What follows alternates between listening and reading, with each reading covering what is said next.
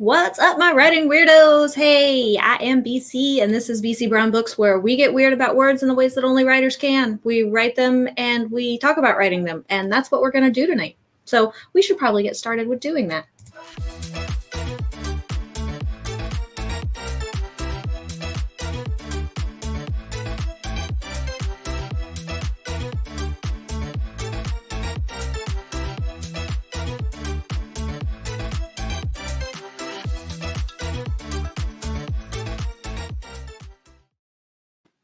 Woo. All right, writing weirdos, you all know me basically, and I told you who I was anyway. If you want to find me, my links are down below, all of that fun stuff. What's more important tonight is my fantabulous co-host, who is also my co-writer on this wonderful project. We are co-writing under the name Victoria Von Roc. I have to say it that way every time. So, Sako, go ahead and introduce yourself. Howdy, howlers. It's Sako Tumi, also known as Voit. I write horror, and I'm a witch, and I'm a graphic designer, and sometimes I combine those three things, especially on this project. Oh, my gosh, all the things. Where do I go? Lost your spot. I lost my spot. On Saturday, I am doing a fundraising art stream from like 12 noon Eastern till like 8 p.m. Cool. Where I'm drawing whatever you want for $5. And nice. All of the proceeds go towards my mother's cancer treatments. Wonderful. So everybody, you heard it here. Sako's channel, which is linked down below, on Saturday, noon to 8 p.m. Eastern. Yep. For an art fundraiser, get whatever you want drawn for $5 by Sako, which is pretty awesome because I've seen her work. It's good work. I'm going to do a morning logo and some like channel art and stuff like that for RK and Savy. Sweet. Yeah, I like that. They already prepaid and everything like that. And Savy was like kind of upset when she found out because RK went ahead and paid for it. And, and Savy was like, but I had everything open and like I was going to do the things. Well, it's okay. Why did I say anything? Oh, well. Yeah. Speaking of RK is here in the chat. Good to see you, weirdo. Love you to death. Okay. Bonnie's Life is here. Carrie H. Author is here. And Daya is here. Hi, Daya. Happy very early morning, Daya. So tonight we are, of course, going to be working, or at least I am going to be working more on the Project Flambeau, which is the project that Sako and I have been writing live on these streams for you guys, kind of with each other on the stream. So I'm going to be working on that, doing more fleshing out. Sako, are you going back through the project again tonight? Or I am. I made it to like chapter 2 or 3 last time on Monday. I mean, so I'm gonna keep going. Cool. And I'm probably going to like flip-flop between doing that and masterclass. Works for me. So yeah, I am fleshing, for lack of better words. Still, you guys know we have a lot of like white room syndrome, a lot of talking head syndrome going on still in the story. So I'm just going through and doing that. I'm on at the tail end of chapter 4, getting ready to go into chapter 5. Nice. So we'll do that. And I'm going to be showing it all to you guys on the screen while I'm working on it so you can kind of see how I'm doing. I've had a lot of people request that, so I just decided to go ahead and continue to do that for a little bit. Cool. Just to let everybody know, because not only, of course, do I live with ADHD, which is a problem with focusing and attention and stuff like that, I also have anxiety, and I'm having a particularly rough day. So if stream gets cut a little short, it's because I am about to crawl out of my skin and or have my head explode and my eyeballs pop out on the screen. So rather than put you through all of that, hey, we may end up wrapping early. Hopefully not. I'm hoping that writing will do what it usually does, which is kind of calm me down. or not really calm me down, but focus the energy elsewhere. So we will kind of see. I would love to know what everybody is working on. I find that fascinating. I like to know what people are working on. But while everybody gets stuff put into the chats, I say we go ahead and do our first sprint. What do you think? That sounds great. Okay, cool. Let's get the extra screen brought up. All right. So we will be starting our sprint in 3, 2, 1. Sprint!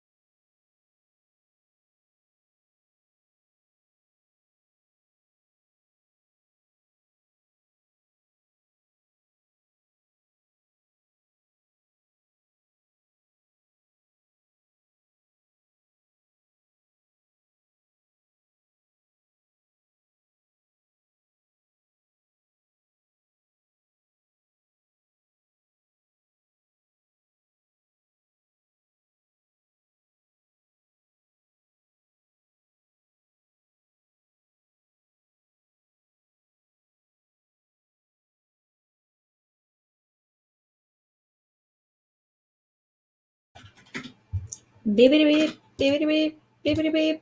All right, everybody. That's the end of the first 20-minute sprint.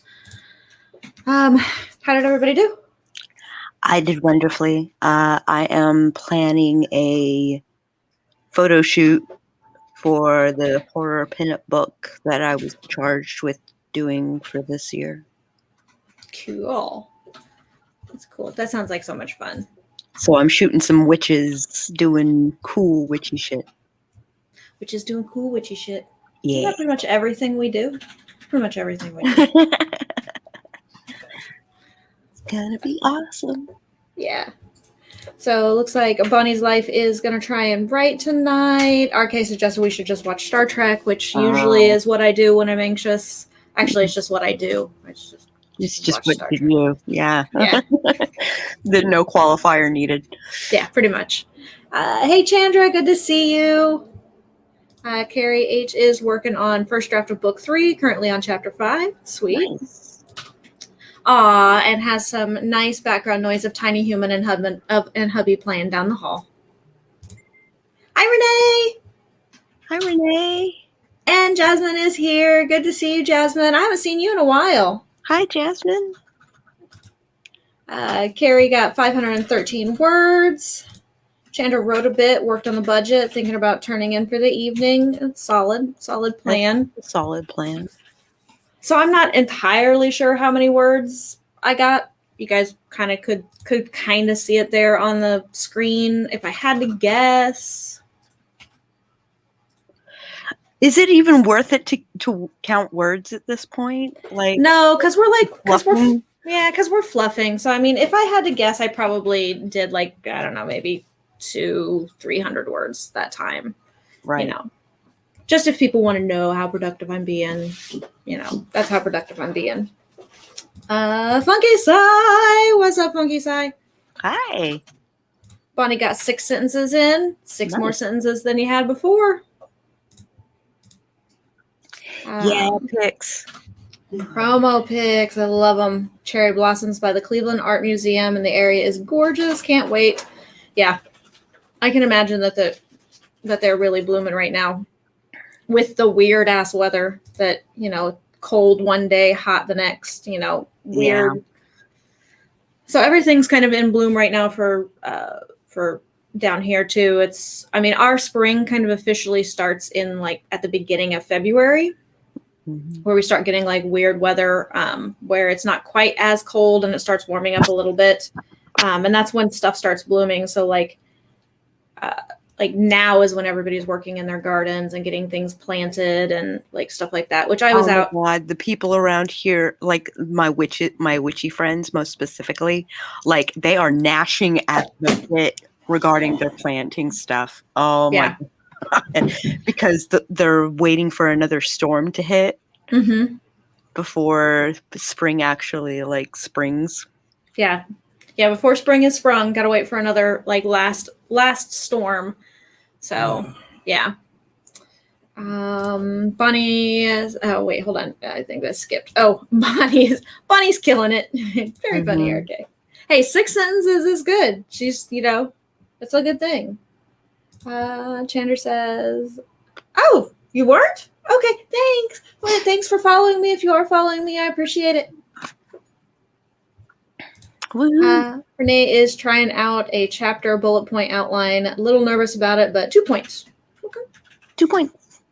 I guess I kind of bullet point, but I don't really bullet point. I bullet point in that everything is bullet pointed in my beats, and then I just go through and add things. That we're pretty much the same in that regard. Yeah. Carrie said also going to do birthday pics for little bits. Oh, that's nice. Sweet. Okay, weird. Heyo. Heyo. Carrie says we've been getting false spring. It was 50 yesterday, then it was in the 30s with snow flurries today. Yeah. So false spring is the only thing that Phoenix experiences, where it's just one day it's 80 degrees outside, which is what it was yesterday. And then a storm the next day. Storm is being a relative term, just a dust storm usually, but the temperature will suddenly drop out to the next day. It'll be 55 or 60. And it's like, okay, how do we do a 30-degree temperature shift between day to day? Not between day to night, which day to night in the winter is crazy. It's a 30-degree temperature shift automatically. But during like day to day, a 30-degree temperature shift is like weird. So that's like our entire winter is just like weird. And then of course occasionally it drops down to what we consider cold, which is like 40 degrees. Yay, Chandra, thank you. Virtual hug. See, hugs. Yay. Funky Size says there's a very killer vampire vibe going on here tonight. Is there? I mean, you know, Sako's got the whole, like, she's got the whole aesthetic, you know, like mood vibe going on over there. It looks like candlelight, doesn't it? Yeah, it does. It looks like candlelight behind you. It's dim and everything. I'm just pale as shit, so I guess I look like a vampire most of the time. So, Renee says, so y'all don't separate chapters until you're drafting. So Sako does. I do. I do not. Or Sako does. Yeah, Sako does. So I bullet point. I just write on. I put in my beats as far as bullet points. I just write until they exhaust themselves. When I go back through on about it's my third draft usually is when I go through and go, this is a natural place for a break for a chapter. This is a natural place for a break between scenes. This is a, you know, kind of a thing. That's when I do it. Sako's been really great during this whole project. She's been going back through automatically and going, hey, this is a real natural place for a chapter right here. This is a real natural place for a scene break right here. So everybody, you know, just kind of does it a little bit differently. I just wait until much later on. I wait until I've gone through and done my beats, done my secondary beats, gone back through and done most of my fleshing out. And then I'll do a rough edit and then I'll add my chapters and then things start going to my alpha readers. Typically. Yeah. In the bullet points. Yeah. So everybody does it a little bit differently. Sako's been keeping me like showing me where she does it at. And I'm like, she's been keeping me honed in and like, here's good places for chapters. And I'm like, okay, I'm good with that. If I don't have to think about it, then that's great to me. I especially want the earlier stuff to have like shorter chapters. And then we can start like lengthening it out when he goes to the juvenile detention center. Yeah. Which I'm good with that. So you kind of like the idea that you have is just to kind of build up the reader's stamina. Like build up their endurance. That makes sense. I guess I could see that. I don't know that I put quite that much thought into it. I usually just, this is where it feels like I should naturally put a scene break in or a chapter break in. So that's what I do. But I might think about that going forward, like on my other projects. And then of course, since shorter chapters to to kind of like quicken the pace. Yeah. Yeah. Just kind of. So it seems like things are going slowly, but because the chapters are so short, like you're covering more ground faster. Yeah, that makes sense. Makes sense. Funky Size said, I didn't mean that.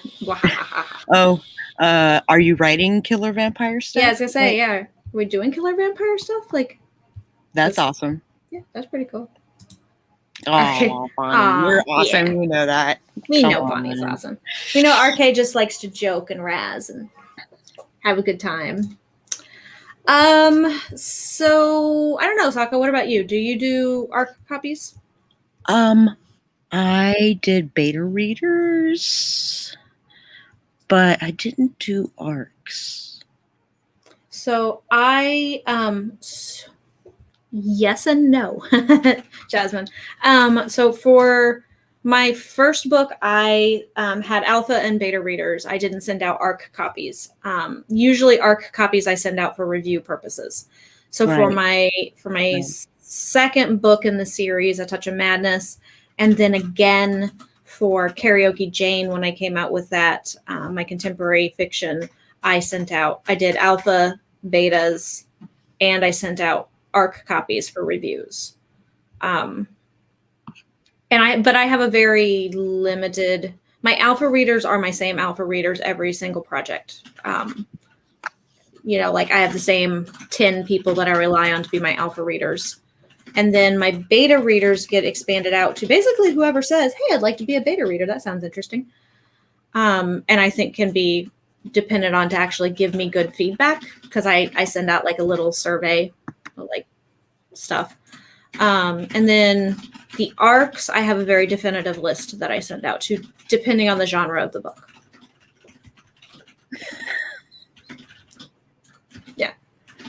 Yeah, I like this.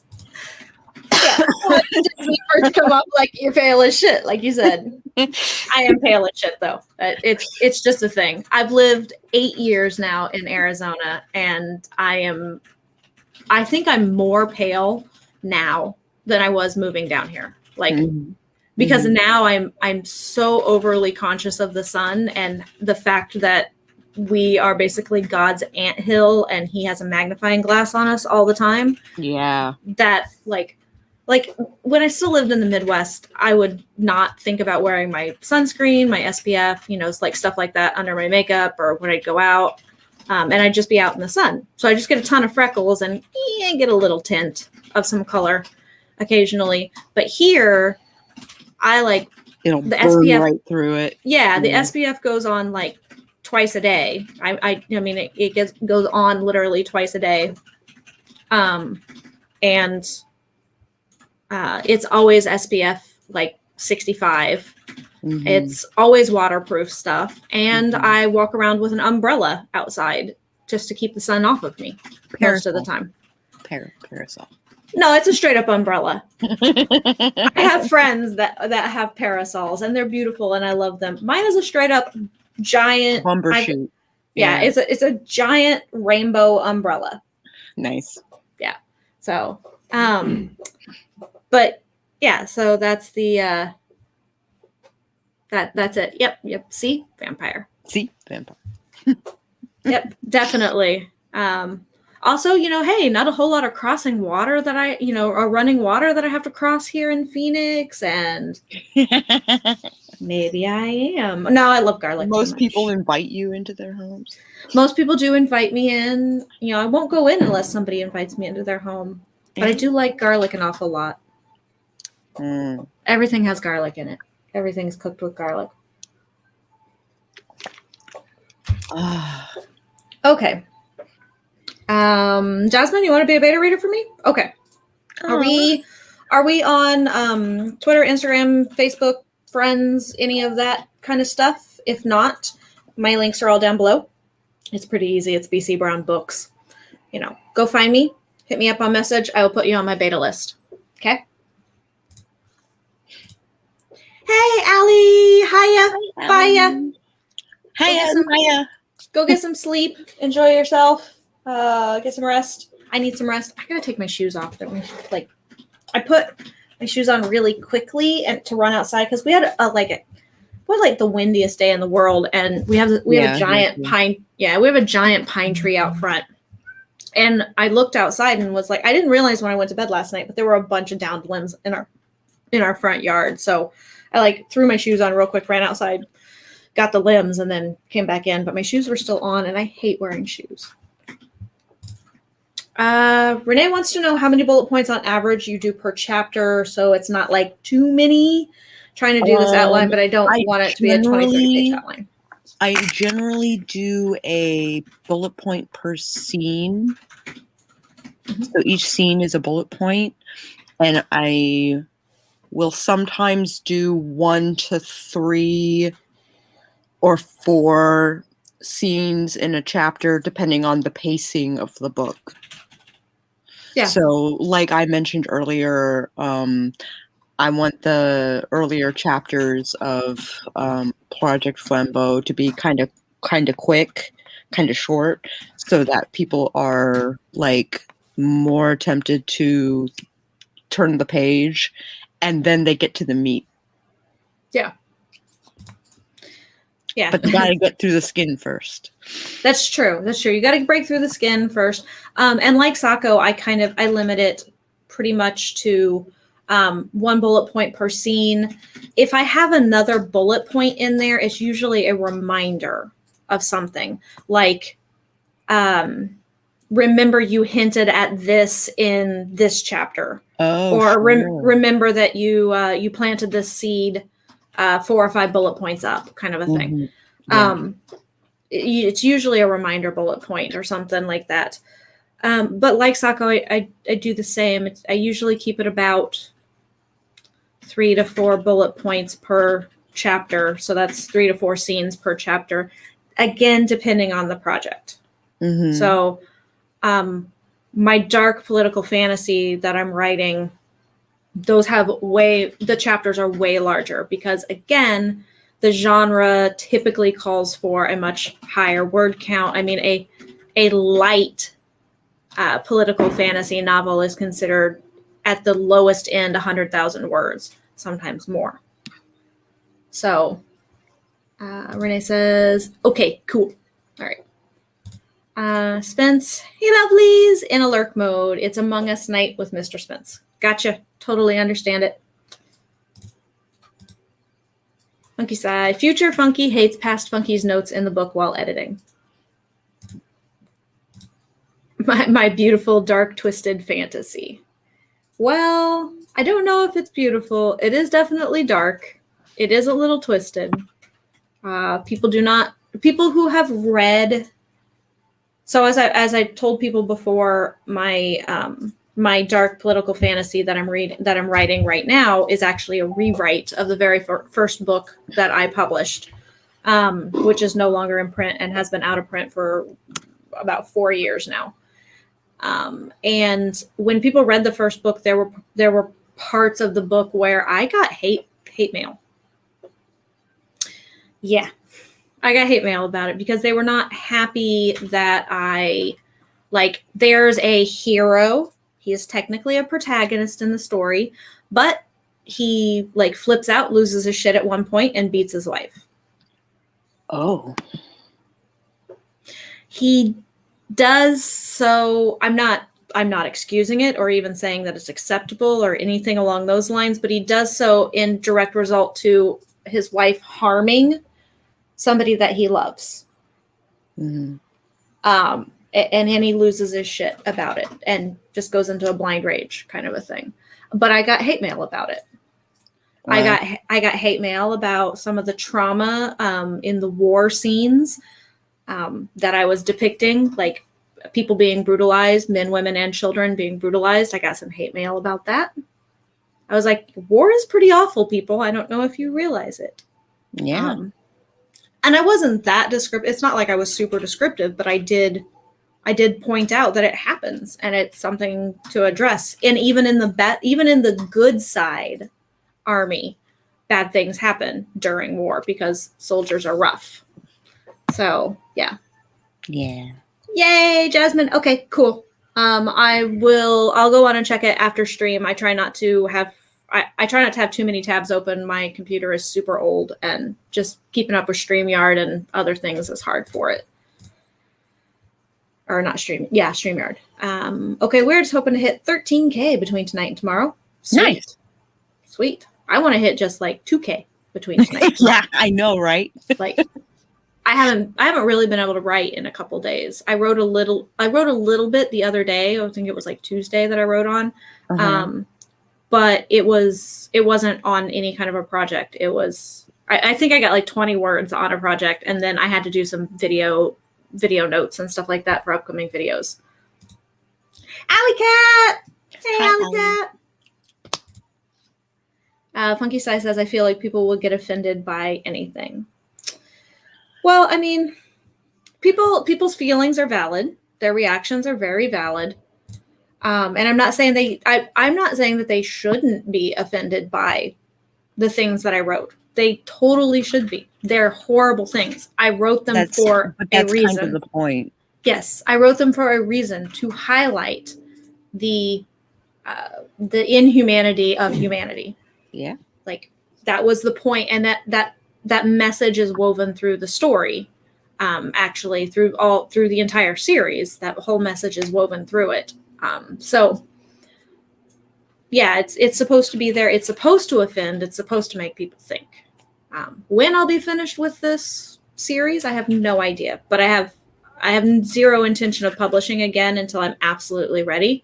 That was my problem with publishing the first book the first time. I published way too early. I was not ready. And at that time, I was not an outliner.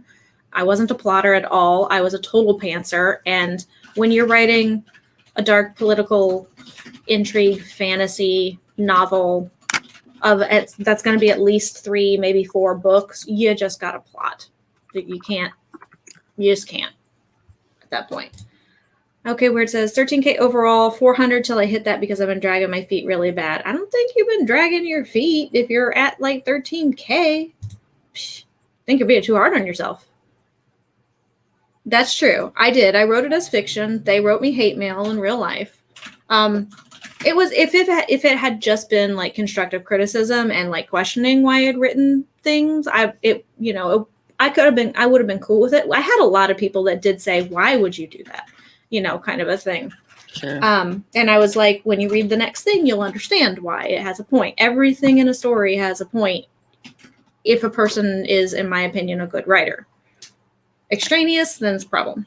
My first soiree into writers groups in my area, I was a teenager, and I wrote this story about a rhesus monkey that was on a train.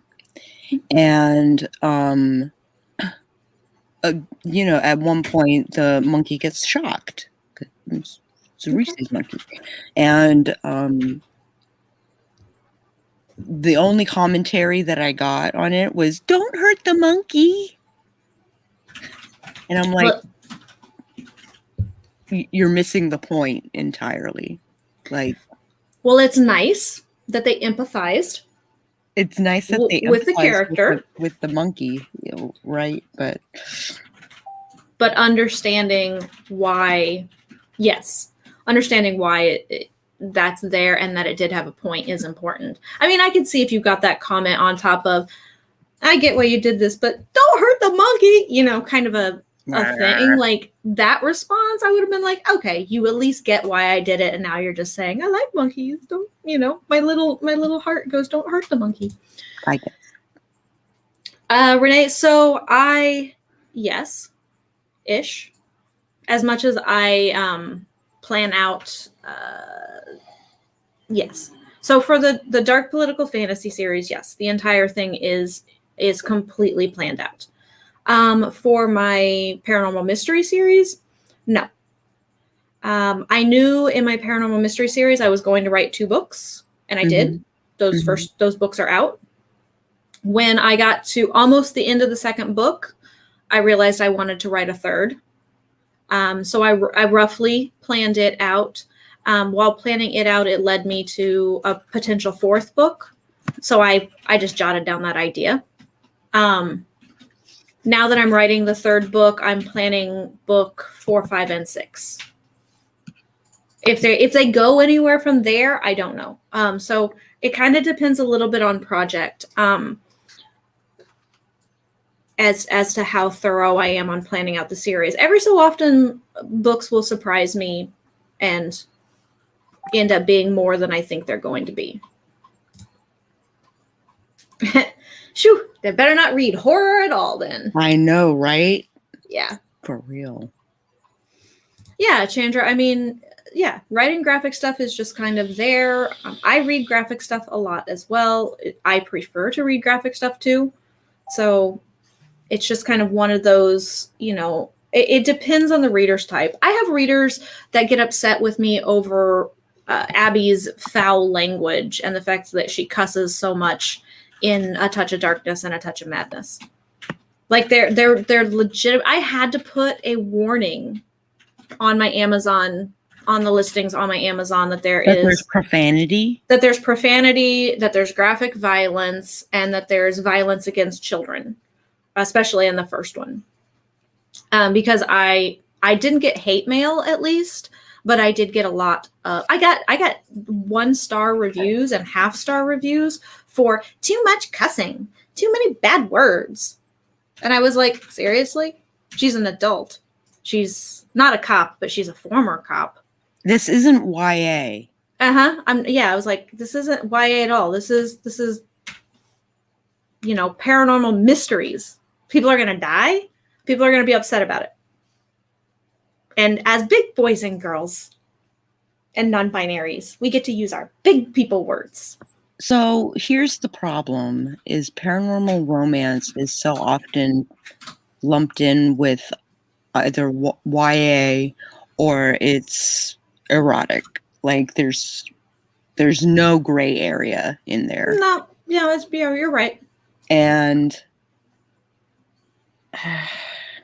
it's either YA, new adult, like right there on that, or it's just straight up erotic.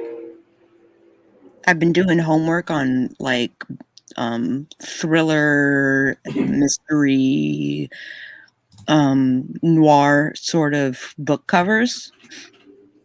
And I made the mistake of looking up urban fantasy. Oh my goodness. That's such a range.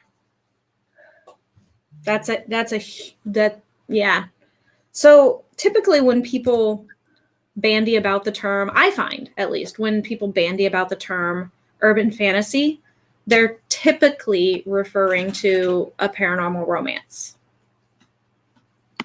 of sorts. And there are readers that and this has gone back and forth. There are lots of debate boards actually on Goodreads and on Reddit about redefining urban fantasy so that it does not include paranormal romance. Actually starting to get a call out for it so that paranormal romance has its own defined category separate from urban fantasy. But the problem is always going to be writers who are trying to on Amazon, when you pick your tags on Amazon under what categories you show up under, I pick mystery to begin with, mystery and thriller, because that's what they're lumped in together. Sure. Then I pick paranormal after that. Then I pick urban fantasy. Then I pick strong female lead or strong female or strong heroine, something like that. And then in the case of Abby's books, my 5th category is usually African American leads. And so people are always they're gonna whittle down and like to what they think a reader might be interested in. It'd be like, if I can't catch you with paranormal romance, maybe I'll catch you with urban fantasy, which is disingenuous. I was looking for paranormal thrillers because if I'm going to write paranormal thrillers, then I would like to read it. Of course. Right? At least a little bit. Yeah.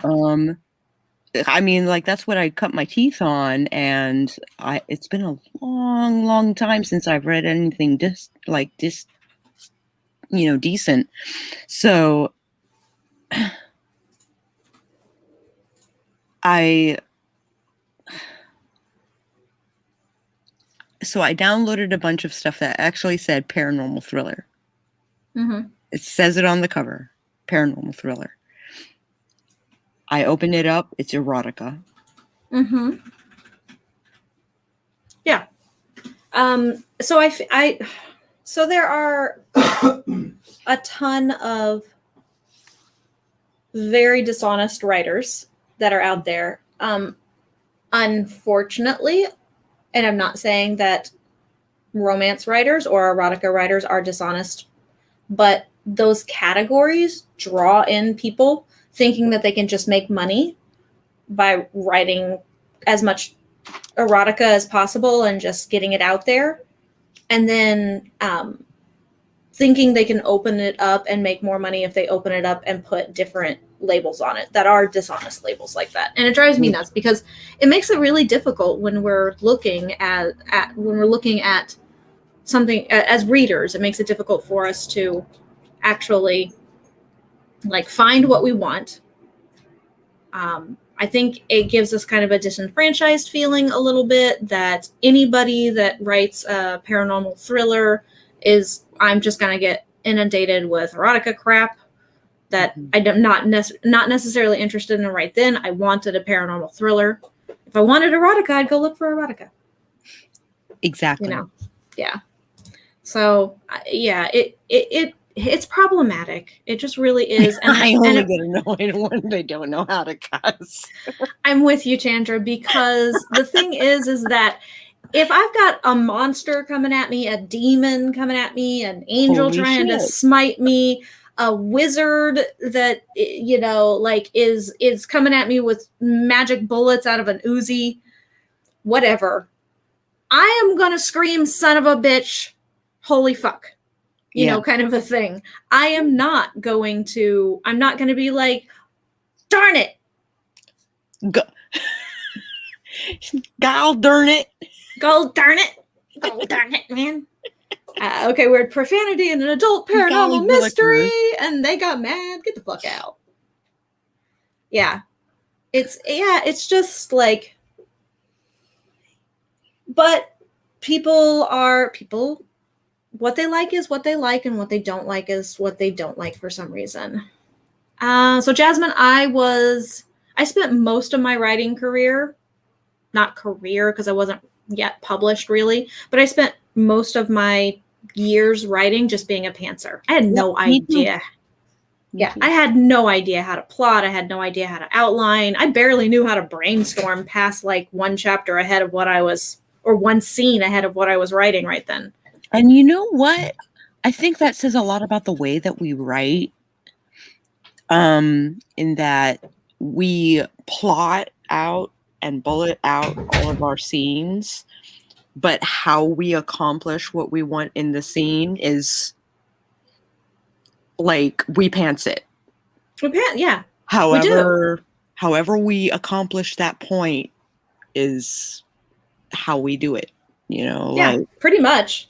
So yeah, Jasmine, if you go back and you look at Sako's and my's, when we first started this project together, you can see, one, she and I, we brainstorm and plot very similarly. Very, very similarly. We use different tools, but yeah, we do that. We basically do it the same way. The same thing. Yeah. But yeah, we, like she was just saying, we plot and we outline based on, okay, we need to get to this in this scene, and we need to highlight this thing here. How we get there is very pantsed. Very, very pantsed. Which is why, you know, some scenes were more specific than others. Yeah, some scenes were very specific, and other scenes were her going, I don't know what to do with that scene, and me going, I'm just going to write till I figure it out. And yeah, she was like, go for it. We didn't have a lot of scenes like that, but there were a couple. There were a couple where I was like, I have like her getting the files, right? I was like, what? Yeah. Yeah, Jasmine, that scene in particular, I remember, like, we were on stream and Sako was like, this bullet point where we know we need our police detective to acquire these files about these kids that are in foster care, and therefore make the link between all of these kids in foster care and our social worker and him being involved with all of our demons somehow. She's like, but I don't know how to get there. And I was like, neither do I. But if you're okay with it, I'm just going to take a stab at the scene and just free write it and pants the hell out of it and see what comes out of the scene. And then once we have a jumping point, we could actually look at it and go, okay, this kind of makes sense. We need to change a few things here because of continuity issues. And we need to add a few things in because it's missing some stuff. So we were able to then go in and like refine it. And I think it actually opened us up to a different arc. I think so too. Yeah. And then we went, oh, well, now we have to see if this fits in the outline or not. So we ended up fleshing out the whole iris thing. Oh, yeah. Yeah. Because in our original outline, Jasmine, the daughter of the police detective was a single bullet point that was like a sub bullet point. It was just a mention of something. It was a passing fancy. Mm-hmm. Like it became a whole subplot within the story, which ties into the main plot and actually becomes part of the resolution. So what I might do is where we're at is I'll start outlining, like re-outlining what we've got, mm-hmm. and then kind of compare and contrast and see like how far from the mark that we've wandered, or we can like look at the new outline and be like, oh, we can totally add stuff here and here. Yeah, great. I have a hard time getting beta readers because I write some erotic stuff. It has story though, so it becomes problematic. I have a good friend. She writes new adult sweet romance, and then under her pen name she writes. It's a little on the erotica side. I consider it like hard romance. It's not as erotic as some of the stuff I read, but for her, it's really racy for her as a writer, especially given her regular publishing. And she has difficulty getting beta readers for that stuff too. It's harder. It can be harder to get. But once you get a stable of betas that you can trust, I've been using the same stable of betas since 2009. That's the other stuff you read, BC. Jeez. I read some stuff. Is that because paranormal romance is so popular? Yes. I think it's because paranormal romance is okay. I won't say the paranormal romance is so popular, but it's readily available. There are a ton of writers in that genre. Mm-hmm. And when I came out with A Touch of Darkness, people kept telling me to promote it as paranormal romance. And it does have a romantic subplot in it. It does have a romantic theme in it, but I didn't want to have to like wade through that kind of pool of other writers. On top of that, I didn't want to be a romance writer. I wrote it as a paranormal mystery, and the mystery is the big part of the story. But yeah, that's it. But it is very popular. It's also, I won't say easier to grab certain readers, but there are certain demographics of readers that gravitate towards romance that's a little edgy. So it's like, Twilight really, really honed in on those people during the Twilight phase, on those readers during the Twilight phase. And they were able to capture those readers because it was paranormal romance, because it was romance that was a little edgy. Right. But not so edgy, just a little edgy. Funky Sai says, seems like beta readers would flock to you for erotica. I know. Hey, Meadow! Hi, Meadow. There are a lot of beta readers I know that love erotica. If I know that's what I'm getting into, oh yeah, no problem. Yeah. No, I have to be in the mood. Sprung on me. Yeah, I have to be in the mood for reading it. Yeah, like I have to actually I have to seek go it in out. Prepared, because depending on the level of erotic. Yeah, depending on the level of erotica. Absolutely. Yeah, if I'm just like, whoa, I have squishy sounds and stuff in my brain, then I wasn't expecting that kind of thing. Yeah. I even put it in my notes when I send out my invites and descriptions. That's a good thing. I mean, I'm very careful about setting my betas up, their expectations up for my project, especially when I First book was a romance. First book was a fantasy. Second book was a paranormal mystery with a slight romantic angle to it. The third book was straight up paranormal mystery, no romantic element to it really. Fourth book, contemporary fiction. Oh. Like, yeah. So I really had to say, I really had to be careful with my betas and some of my alphas, and been like, this is not what you're probably expecting. Let me tell you the project first.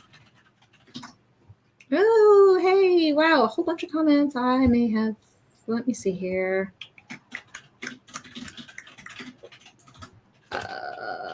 Dang it, I remember in one of the Twilight books, Bella went, holy crow, and I had to read that over, but that stands out. Yeah, holy crow. Really? Why would you just scream, holy shit? Kind of a thing. My characters don't swear when I write YA. They do when it's new. See, okay, and that makes sense. I, on the other hand, if I wrote YA, my characters would probably swear a little bit. Yeah. Because I know kids. But, again, if you're writing for YA, you have to be careful to meet certain criteria. This is also why I don't write YA. Yeah. But, yeah. Carrie says, I just wrote a scene where my character shouts, oh my god, what the fuck, why? When she's talking to a character. Cue the rage, even though she's 19. That makes sense. I mean, I had people not upset, but I had a director for my play that got published. I had a director want me to change some of the dialogue. And I was like, first of all, they're only 20, but this is just how 20-year-olds talk. They're 20-year-olds, or 21, they were 21. So secondly, they're 21-year-olds drunk outside of a bar. And context is everything. Yeah, I was like, they're 21, drunk outside of a bar after a fist fight in the bar while their nose is bleeding freely. Yeah. They're gonna say some shit. Yeah. And also discussing the finer points of, heterosexuality versus lesbianism. So they were gonna, they were gonna say some stuff. Yeah. Chandra, I don't write YA because I can't write age appropriate. Amen to that. Chandra, I can't do the same. I can't do it either. So I used to work with kids during, I was in a community theater troupe, and we would work with kids sometimes. And a lot of times I got stuck with corralling them because I'd be the only one of the adults that was willing to do it. But I'd talk to them like they were people, not children. And sometimes that included me being a little terse and a little crass. Mm-hmm. And I'd get reprimanded constantly. And I was like, look, I'm not going to talk down to them. I'm going to tell them like it is. If they piss me off, I'm going to tell them I'm pissed off. Yeah. If I'm mad. I'm in the same boat. Yeah. I was like, if I'm angry, I will tell them I'm angry. But if I'm pissed, there is a difference between that. Yeah. Between those two things. I said, and definitions are important. So. Qualifiers, man. That's fine. That's fair. That's why I don't ever write middle grade. Teenagers do swear. So the occasional, oh shit, I think it's okay if it fits the situation. Yeah. Teenagers swear like sailors. They're worse than most adults I know, honestly. Yeah. I didn't have a normal childhood, so I don't have a chance of writing that, not traumatizing kids. I'm in the same boat. Definitely not a normal childhood. I don't know how to write normal childhood. Yeah, me either. And you'd just like to know, RK, what other stuff I read. I read wide. I read really wide. So I also like vintage erotica. Me too. Which is a weak spot. It's a weak spot. Vintage erotica is I'm talking some 50s, 60s, and 70s vintage erotica. Bibles, man. And and you wonder how the hell that they ever got it. They got it published because they got it published through an offshoot Not like one of the big publishers, but you're wondering how it ever actually made it to print. Yeah. I'm so far behind on the comments. Feel bad for laughing, and I feel the same. Abuse and trauma as a child makes me not able to write it. Yep, sometimes it's better to laugh to keep from crying. Besides, it makes it easier to write the rough stuff. Yeah. It's true. I've written a lot about my childhood, and a lot of the trauma and things like that growing up, and written it from a humor standpoint, but gotten the message across about it being a thing. I don't shy away from anything in my adult books, and it's easier to write stuff like that because of what I've been through. Yep. Send some my way. I need some. I always say, if at any point it's too much, just let me know. No hard feelings. Only one person finished the whole thing. Yeah. Well, you got one person that finished it, though. Need someone who will finish betas. So betas, attracting and keeping good betas is really hard. It is not an easy thing. I pamper the shit out of my alphas and betas. They get so many free things from me. It's not even funny. They all get free books, no matter what. When the book comes out, they get free books. They get free books basically kind of for life. If they read it, if they alphaed it and betaed it, they get the book for free. If it comes out with a new edition, they get that one for free as well. Sometimes I will send them bonus stuff.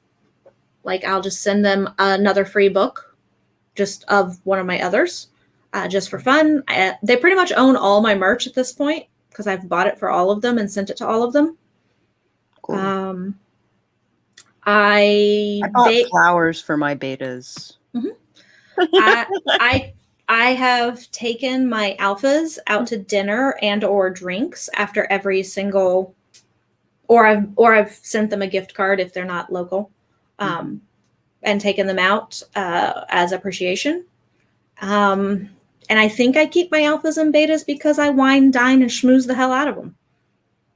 I mean, that, and I continue to write stuff they want to read and be interested in and want to be a part of. Yeah. So, like, many of them are really invested in, they're almost as invested in my career as I am.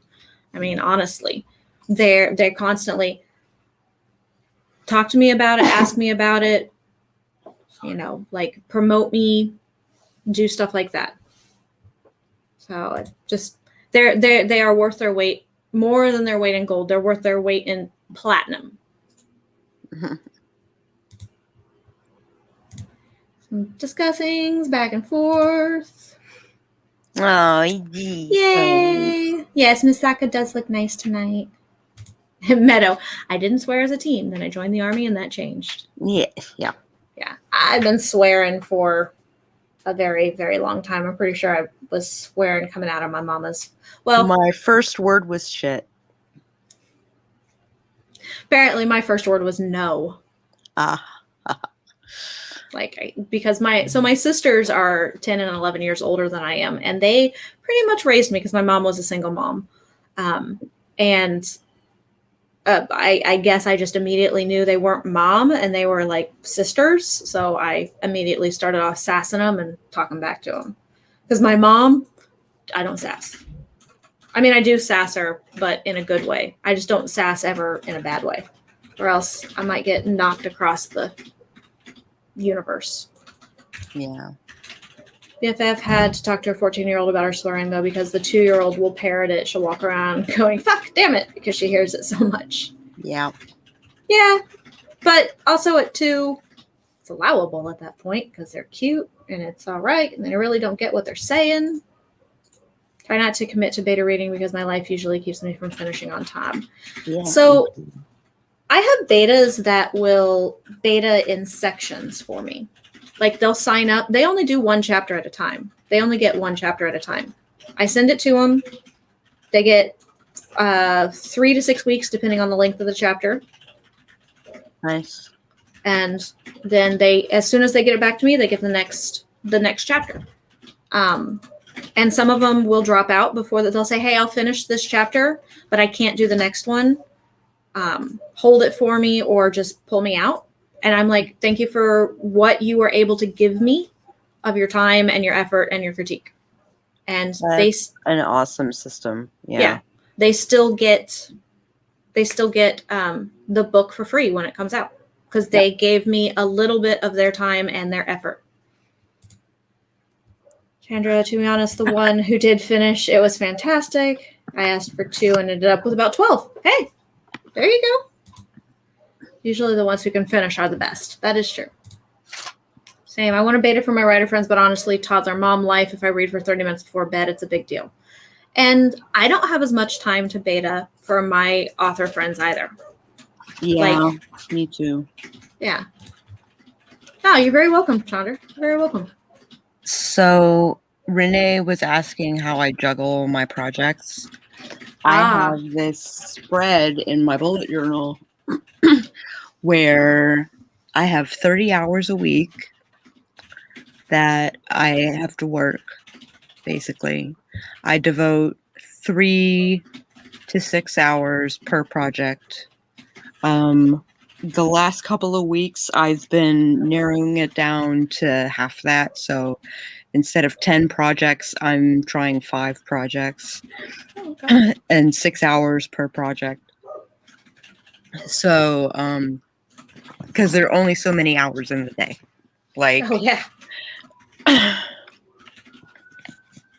And there's making a living, and there's God knows what else you have to do. There's the, the spousal relationships, there's the social relationships, there's, your mom is going through her treatment for her cancer. There, there's tons of stuff.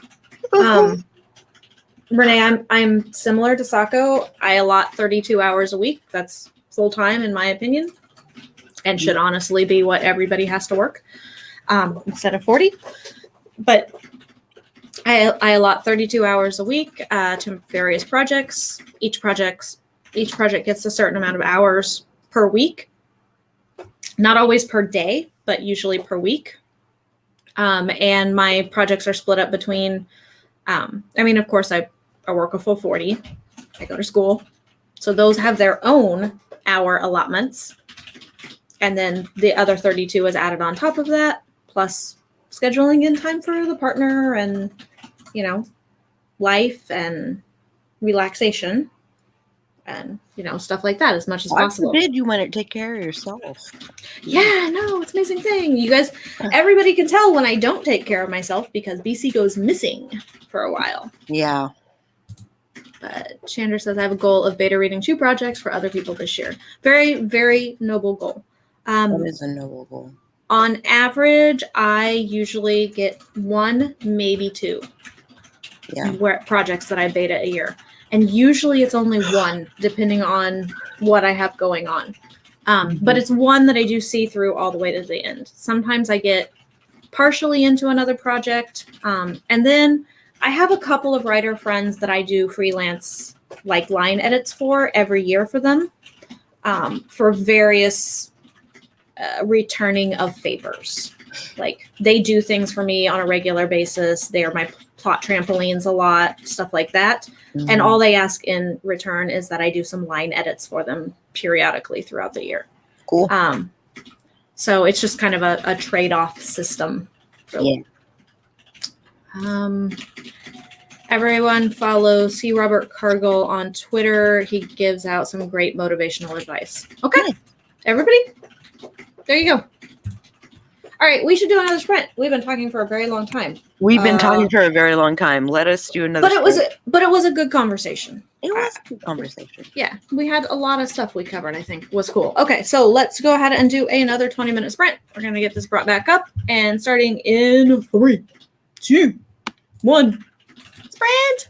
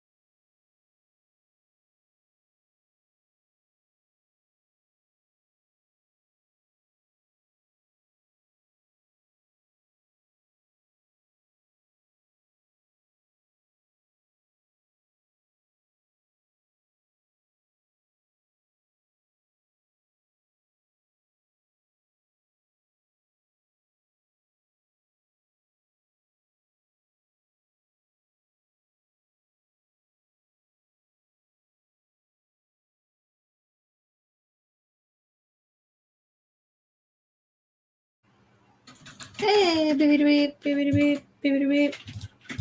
That was 20 minutes, and it didn't seem like it at all. Hey, Kristen. Good to see you. That went by fast. It did. I only just so I got a lot more words into chapter 4 than I anticipated to that last little. Only just now got into chapter 5, and I was only a few paragraphs short of being there. So we're got a lot more in there. I wonder where we're at. I'm just curious. We're now at 41,237 words. Awesome. Cool. Which is feeling pretty good. How about everybody else? I ended up planning a photo shoot that I'm doing in a couple of weeks. That's cool. That is cool. I should probably start looking at stuff for Tuesday because I have a shoot on Tuesday as well. Probably a good idea. Probably a good idea. Carrie said that went by so fast. Got 491 words in. That's awesome. RK wasn't productive. That's okay. It's all right. I have a feeling you were productive in other ways. Mm-hmm. I'm almost done with this chapter, but I need to go do my tech-free time before bed. Right on. Enjoy your tech-free time. I am trying to convince the partner that needs to be done, but unfortunately he's of the notion of like TV needs to be watched right up to the moment of bed. No. That's what helps him unwind, because like his ADD brain, his ADHD is vastly different from my ADHD. He's one of those go, go, go, go, go, has constant energy, and his brain is always racing. So if the TV is on, his brain is shut off. So he'll watch it right up to the moment of, like, he'll turn it off, roll over, and go to sleep.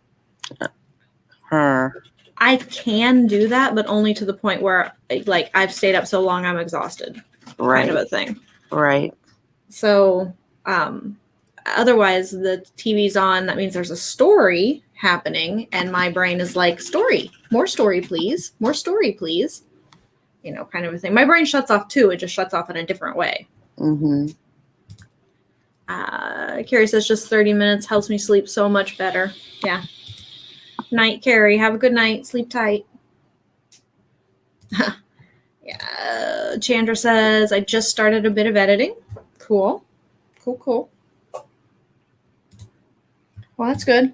I don't know. I think, what do you say? I think we could maybe squeeze in another like little 10-minute sprint. Yeah. Let's squeeze in another little 10-minute sprint. Sounds awesome. Let's change this to 10 minutes.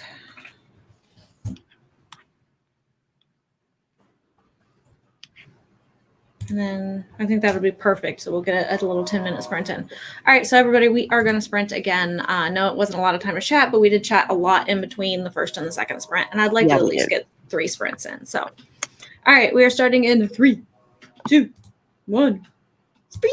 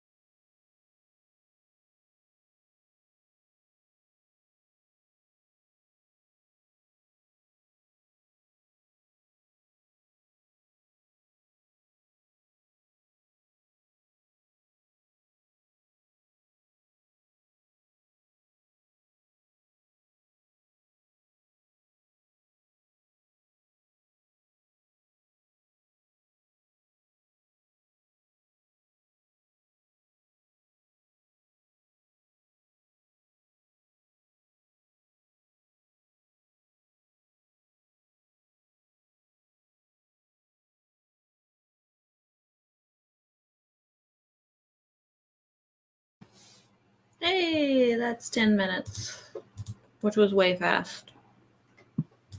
Whoosh. Way super fast. I was glad that everybody was on board with it because I was rolling with it like before I was like, yeah, let's do another one. And I was just like, yeah, as long as Sako says, yeah, let's do it. I'm like, yeah, let's do it. Yeah, let's do it. Hey, Heather, good to see you. Hi, Heather. So we were just kind of getting wrapped up. That was our last sprint for 10 minutes. I got a little bit into chapter 5. I'll tinker with it and work on it here and there as I have extra time between now and Monday when we do our thing again. Cool. Yeah. So how did everybody else? Yeah, Chandra. That's why I don't do 10-minute sprints very often. Like, yeah, because they really just they just you have just like a second to like really get into it and start putting real words down, and then it's like, ding, it's done. Yeah, it's like you're very welcome. Yeah, I like having I like my stream. I like being able to like show people what I'm doing. I like to be able to talk about writing. I like to be able to talk about the process. I just like to interact with people. Like, so a lot of people don't realize or don't think I'm actually very introverted. Really? Yeah, I know. It seems strange. So I tell everybody I'm a charismatic introvert. I would rather spend my time at home, but I don't have any social anxiety or like anything that keeps me from going out. I just am one of those people that would prefer to stay home. You're a homebody. Yeah, I mean, yeah, I don't mind being social and stuff like that. I just I want to do it on my terms. Right. In my confines as much as possible. But if I need to be social, I can very easily just flip a switch, turn it on and everything. But I don't thrive on it. Like most extroverts thrive. And my partner is an extrovert that thrives on social interaction. I don't. I get exhausted by it. Gotcha. So it's just like, I got to take some time and not be social. Yeah. Kind of a thing. So yeah. I fancy myself an omnivert. An omnivert kind of can go either way. Sometimes it gives me spoons, sometimes it takes it away. Yeah. I mean, yeah. I mean, I enjoy myself and I have a lot of fun and everything. It's just, it's just, I can feed off of an evening. That's not a problem. But the next day, it doesn't matter. I'm exhausted. Yeah. And I know it's going to come the next day. Yeah. Like my middle sister is a complete extrovert, and she's jazzed for days after like being social with people. I'm like, dude, I wish I could do that. Yeah, I gotcha. I mean, I'm excited and I enjoy it and everything, but I'm just like, somebody just let me sleep and leave me alone. Let me watch some TV for a while. I know, right? Yeah. But yeah, okay, so I mean, basically, everybody, that is tonight's stream because we're just a couple minutes out from the 2-hour mark. Yeah. I hope you got lots of stuff done. Even if you didn't get lots of stuff done, it is totally cool because you came and you hung out and we talked about writing a little bit, so that was productive, I think. I think that was quite productive. Yep. All right, Sako, you want to tell everybody who you are in case they missed the intro? And sure. Who you are? Howdy, howlers. I'm Sako Tumi, also known as Voit.